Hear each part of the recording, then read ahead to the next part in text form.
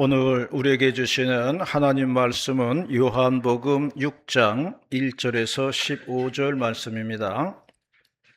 신약성경 요한복음 6장 1절에서 15절 말씀 한 절씩 교독을 하시겠습니다. 그 후에 예수께서 디베랴의 갈릴리 바다 건너편으로 가시매 우리가 따르니 이르는 병자에게 보았습니다. 예수께서 산에 오르사 제자들과 함께 거기 앉으시니 마치 유대인의 명절인 유월절이 가까운지라. 예수께서 눈을 들어 큰 무리가 자기에게로 오는 것을 보시고 빌립에게 이르시되 우리가 어디서 떡을 사서 이 사람들을 먹이겠느냐 하시니 이렇게 말씀하시면 친히 어떻게 하실지를 아시고 빌립을 시험하고자 하십니다. 빌립이 대답하되 각 사람으로 조금씩 받게 할지라도 200데나리온의 떡이 부족하리이다.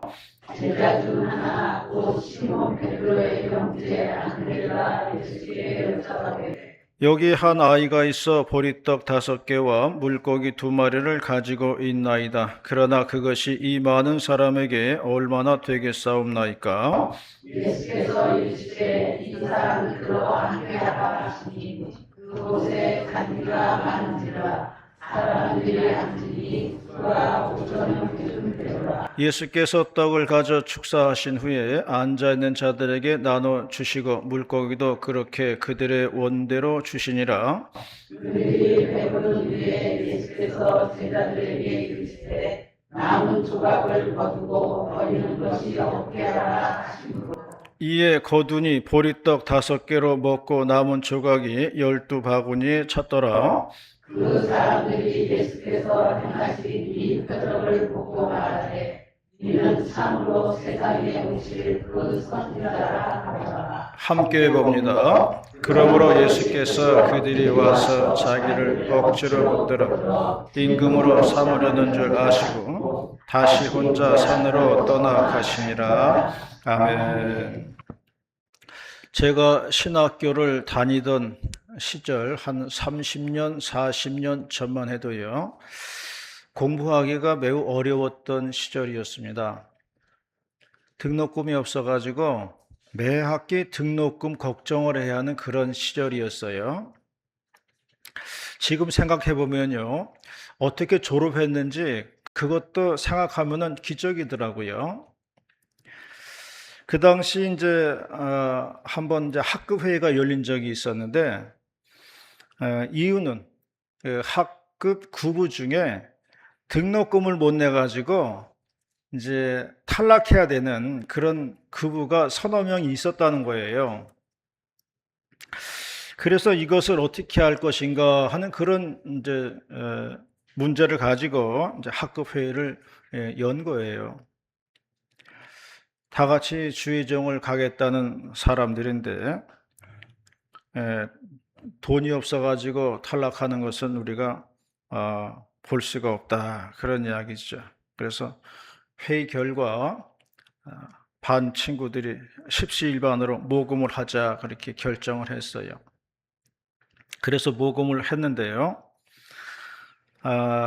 그렇게 해가지고 서너 명 모두 등록금을 해결해가지고 이제 같이 공부를 한 적이 있습니다. 나중에 보고를 하는데 액수도 딱 그 액수에 맞춰가지고 헌금이 됐다, 그런 이야기를 하였습니다. 어느 분은 자기가 공부를 잘해가지고 장학금 받은 게 있었거든요. 그 장학금을 내놓기도 하고요. 또 어느 학생의 어머니가 강원도 속초에서 건어물 가게를 이제 크게 하신 분이 있었어요. 그분이 그 마른 오징어를 아주 대형 박스 있거든요. 큰 박스를 한 박스를 주셔가지고 임원들이 그 오징어를 차에 싣고 다니면서 이제 선배 교회를 찾아다니면서 오징어 판 거예요. 그러면 선배들이 오징어 값만 주겠어요? 금일봉이라고 그러면서 모르게 또 장학금도 줬겠지요. 하여간 그렇게 저렇게 이렇게 해가지고 등록금 때문에 탈락할 뻔한 학생들이 모두 무사히 공부를 마쳤다고 하는 그러한 이야기입니다. 지금 생각해 봐도요, 정말 자랑스러운 일이 아닐 수가 없습니다. 옛날엔 다 그렇게 공부하고 살았다는 겁니다. 어려웠던 시절이었죠. 요즘은 나라 경제가 좋아져 가지고요. 얼마나 공부 환경이 좋아졌는지 몰라요. 모두 다 감사한 일이라고 생각을 합니다. 오늘 봉독한 말씀은 예수님께서 오병이어의 기적을 베풀어 주셨다는 말씀입니다. 오늘 봉독한 본문을 통해서 6월달 마지막 주일에 주시는 하나님 말씀 듣도록 하겠습니다. 첫 번째 말씀하는 것은 때가 6월절이다 말씀하고 있어요. 때는 6월절이라는 겁니다. 6월절 명절이라고 했어요. 4절 말씀입니다. 4절 말씀 시작. 마치 유대인의 명절이 6월절이 가까운지라. 들판에서 오병이어의 기적이 베풀어진 때는 6월절 명절에 가까운 때라고 본문이 말하고 있습니다. 옛말에 명절날 굶으면은 1년 내내 굶는다는 말이 있었어요. 거지들도요, 명절에는 밥 한 그릇 얻어먹는 게 명절입니다. 그런데 지금 6월절 명절이 가까이 왔는데 6월절 식사를 해야 하는 시점이 된 거예요. 그래서 예수님께서 식사를 베푸셨다는 말씀이에요. 6월절 명절은요, 성경 출애굽기에 나옵니다. 애굽에 하나님이 10가지 재앙을 내리셨어요. 그리고 마지막에는 모든 장자를 치는 재앙이 임했는데 애굽의 모든 장자들, 짐승들은 다 죽었다는 이야기입니다. 그런데 하나님께서 말씀하시기를 유대인들은 문설주에 어린 양의 피를 발라라 그렇게 이야기했어요. 그러면은 죽음의 사자가 문 앞에 왔다가 어린 양의 피를 보면은 다음 집으로 넘어간다는 겁니다. 그래서 넘어간다는 뜻인 6월이에요. 그래서 6월절이다 그렇게 이야기를 하는 겁니다.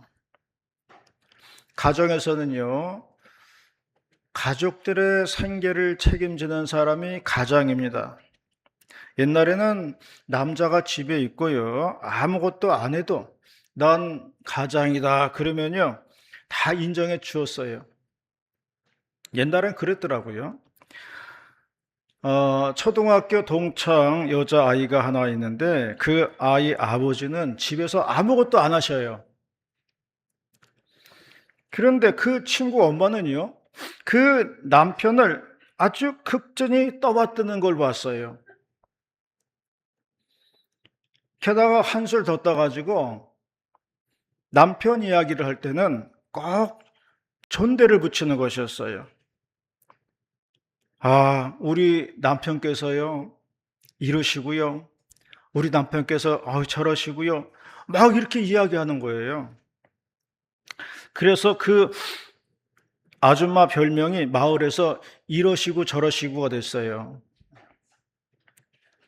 그래서 아줌마들이 이야기할 때 오늘 이러시고 저러시고 왔어? 안 왔어. 이러시고 저러시고 안 왔어. 그러면서 얘기하던 그런 분이 있었어요. 그 여자아이가 초등학교 동창인데 어려서는 빼빼 마르고 말도 못하고 그런 아이인데 시집은 잘 갔어요. 어디 파주에 있는 무슨 조합장이랑 결혼을 했다 그러는데 아주 살도 많이 찌고요. 아주 성격도 싹 바뀌고 말았더라고요.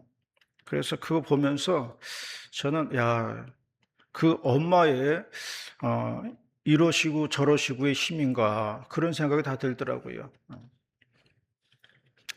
동료 목사님이 하는 말이요. 자기가 뭐 먹으려고 냉장고 문을 열면은 사모님이 그런대요. 안 돼. 그거 이따가 애들 먹을 거야. 건드리지 마. 손도 못 대게 한다는 거예요. 그래가지고 그러면 다른 거 먹어야 되겠다. 그러면은 그것도 안 돼. 그건 아이들이 먹으려고 남겨놓은 거야. 그런다는 거예요. 그래서 이 목사님이 그런다는 거죠. 아니 그럼 도대체 날 보고 뭘 먹으라는 거야. 내가 그래도 이 집안의 가장인데 아니 가장한테 잘해줘야지 집안이 평탄한 거지. 그렇게 얘기를 한다고 그래요. 그래도 자식이 먹는다는데 자식 입으로 들어가면 가장도 기분 좋은 거죠. 다른 목사님도 얘기했던, 얼마 전에 이제 코로나가 있었잖아요. 이 목사님이 코로나에 걸린 거예요.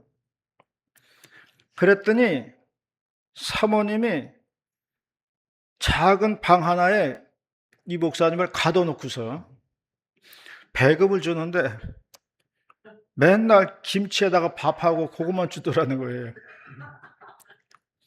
이 목사님은 문 밖에 나오지도 못하고 집어 넣어주는 대로 먹는 거예요. 그리고 격리 기간 끝났어요. 그런데 이번에는 딸이 코로나에 걸린 거예요. 딸이 이제 원룸을 얻어가지고 밖에 따로 나가 살았거든요. 그러니까 사모님이 막 음식을 만들어가지고 아침, 저녁으로 막 실어 나르는데 아주 바쁘더라는 거예요. 요리를 하고 뭐 만들고 아침, 저녁으로 실어주더라는 거예요. 한편으로는 서운한 마음도 있었지만은 그래도 딸이 먹으니까 애비로서는 불만이 없는 거죠. 6월절 명절에 예수님은 가장의 심정이었어요. 여기 나온 무리들을 다 먹여야 한다는 가장의 마음이 있었던 거예요. 이제 6월절이 다가오는데 집에서 못 먹는, 굶는 사람도 많을 거예요. 우리가 이 자리에서 6월절 명절을 지키자는 겁니다. 그래서 예수님께서 백성들에게 먹을 것을 주었다는 말씀이에요. 그런 마음이 있었기에 하나님께서는 오병이어의 기적을 베푸신 줄로 믿습니다. 이스라엘 백성들이 출애굽을 하긴 했는데 광야에서는 먹을 것이 없었어요. 그래서 하나님께서 백성들에게 만나와 메추라기를 먹이셨다는 이야기입니다. 하나님 아버지는 자기 백성을 먹여 살리는 분이라는 거예요. 그게 가장이잖아요. 하나님은 우리의 가장 되신다, 그런 이야기예요. 하나님은 믿는 백성들의 아버지이기 때문입니다. 그래서 먹이시는 거예요. 굶기면은 아버지의 자격이 없는 거예요. 그러므로 우리 하나님 아버지는 우리에게 먹을 것을 주시는 분이라고 믿으시기를 바랍니다. 그리고 우리는 감사의 기도를 드리는 것입니다. 오늘도 먹을 것을 주셔서 감사합니다. 이렇게 우리는 기도를 하는 거죠. 먹이시고 입히시는 하나님의 손길에 감사하는 저와 여러분이 다 되시기를 바라겠습니다. 두 번째로 말씀하는 것은 작은 것에 감사하자는 것입니다. 9절 말씀이에요. 9절 말씀 시작. 동일한 아이가 있어 보리떡 5개와 물고기 2마리를 가지고 있나이다. 그러나 그것이 이 많은 사람에게 얼마나 되겠사옵나이까. 들판에는 큰 무리가 있었다고 그랬습니다. 계산기를 들이대어 보니까 7절 말씀에 보니까요, 이렇게 되어 있어요. 7절 말씀에 200데나리온 정도의 떡이 부족하다고 그랬어요. 7절 말씀에 빌립이 대답하되 조금씩 갖게 할지라도 200데나리온의 떡이 부족하다고 말씀했습니다. 이 말씀을 볼 때요, 그 자리에 떡이 아주 없었던 것은 아니에요. 조금씩 떼어준다는 말은요, 현재 우리가 가지고 있는 것으로 나누어준다는 얘기예요. 최소한의 양으로 나누어 주고서도 200데나리온 정도가 부족하다는 얘기를 한 거예요. 이때에 한 아이가 보리떡 5개와 물고기 2마리를 가져왔다는 것입니다. 그리고 예수님이 그것을 손에 들고 축사하시고 떼어주셨다는 말씀입니다. 바클레이 주석은 여기서 이 대목을 가지고 이렇게 해석을 하고 있습니다.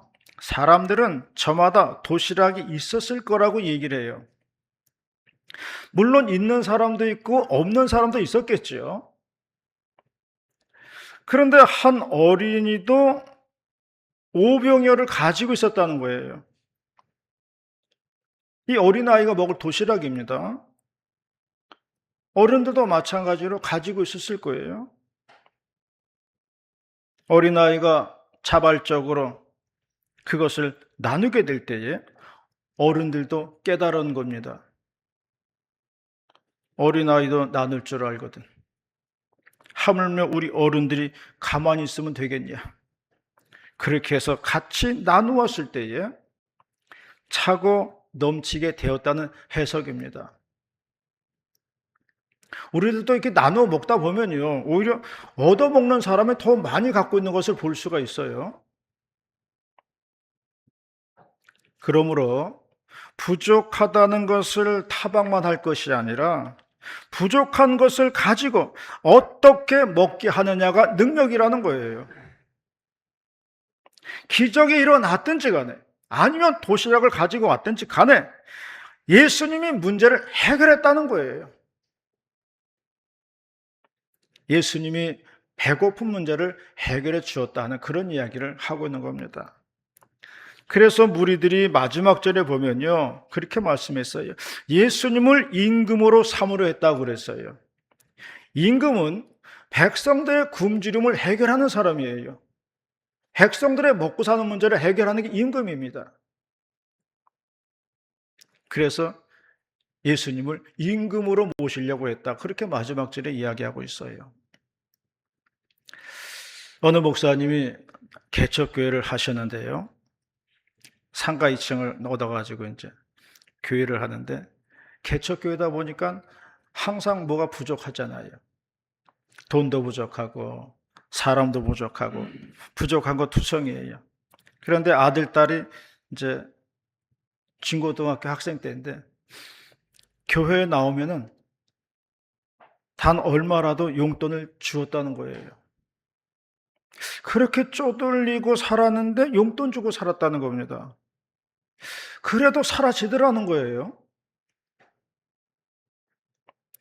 나중에 자녀들이 다 장성해가지고 이제 직장에 다니니까 용돈 줄 일이 없게 되었는데요. 그래도 그때 정말 적은 돈을 쪼개서 아이들 손에 몇 푼 쥐어줄 때 그때 애비로서 가슴 뿌듯함을 느끼게 되었다. 그런 이야기를 했어요. 돈이란 것은요, 유사스러운 겁니다. 가난한 사람들이 돈이 부족하다는 것은 당연하고요. 그런데 부자들도요, 항상 돈이 부족하다고 그럽니다. 돈이 남아돈다는 사람은 없어요. 부자든 가난뱅이든지 간에 돈은 항상 부족한 거예요. 나는 돈이 풍부합니다. 난 이렇게 말하는 사람 여태까지 한 명도 못 봤어요. 그러므로 감사하는 자세, 만족하는 자세, 자족하는 자세가 중요하다는 것을 말씀하고 있습니다. 사도 바울은 말씀했어요. 나는 풍부에도 처해보고 빈궁에도 처해보았다. 그러면서 얻은 결론은 뭐냐? 어떤 상황 속에서도 자족하는 법을 내가 배웠다. 그렇게 말씀을 했어요. 부족하면 부족한 대로 자족하면서 살자는 겁니다. 풍부하면 풍부한 대로 감사하면서 살자는 겁니다. 이것이 우리 인생을 행복하게 사는 비결이라는 것을 잊지 마시기를 바랍니다. 돌아가신 김나무 목사님이 하신 말씀이 있어요. 병실에 입원을 했는데 한 병실에 6명이 있는 겁니다. 할아버지 6분이 움직이지도 못하고 누워 있는 거예요. 그런데 이 6분의 할아버지가 가장 부러워하는 사람이 있었으니 그는 다름 아닌 그 방에 청소하러 들어오는 아줌마였다는 겁니다. 아줌마가 들어와서는 병상마다 있는 쓰레기통을 비우고 대걸레로 바닥을 청소하는데 그게 그렇게 부러웠다 그러더라고요. 6분의 할아버지가 다 누워가지고 그렇게 생각하는 거예요. 나도 저렇게 좀 움직여 봤으면. 그러더라는 거예요.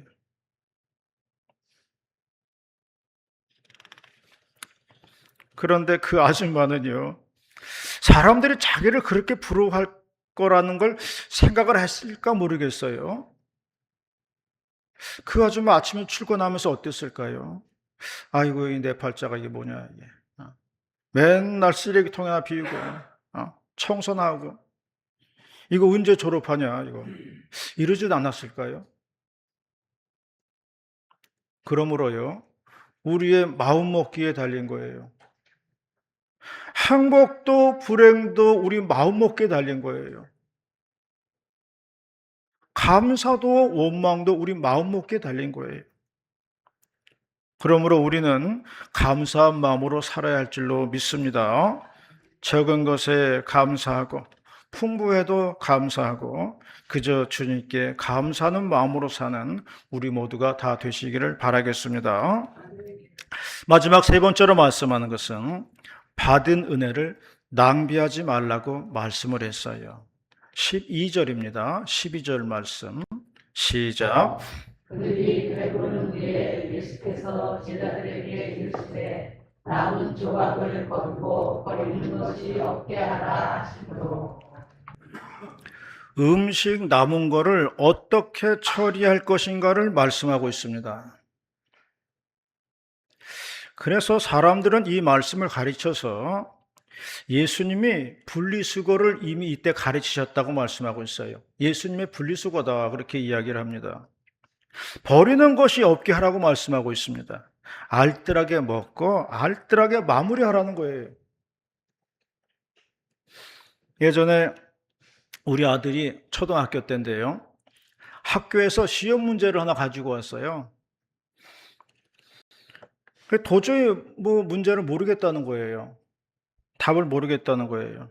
문제가 뭐냐면은 음식물 쓰레기 배출하는 방법이에요. 정답은 뭐냐면은 초록색 봉투에다가 초록색 음식물 쓰레기 봉투에다가 음식물 물기를 쪽 뺀 다음에 그다음에 봉투에 담아가지고 길 밖에 내놓는다. 이게 정답이에요. 그런데 그때는 우리가 교회 안에서 살 때였거든요. 시골은 지금도 그렇지만은 음식물 쓰레기 그렇게 버리지 않아요. 그냥 땅에다 묻든가 아니면 나무 밑에 버리든가 이렇게 하거든요.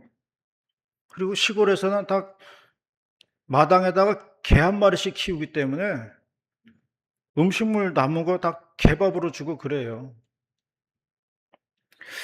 그러니 그걸 못 봤으니 애가 이거를 문제를 답을 알 수가 없는 거예요. 못 풀겠다는 거예요. 그래서 아들 마음도 이해가 되고요. 당연하겠더라고요. 그래서 제가 그렇게 말했어요. 앞으로 이런 문제 나오면은 네가 밑에다가 5번 이렇게 쓰고서 뭐가 났다가 개 앞에 내놓는다 이렇게 써라 그랬어요.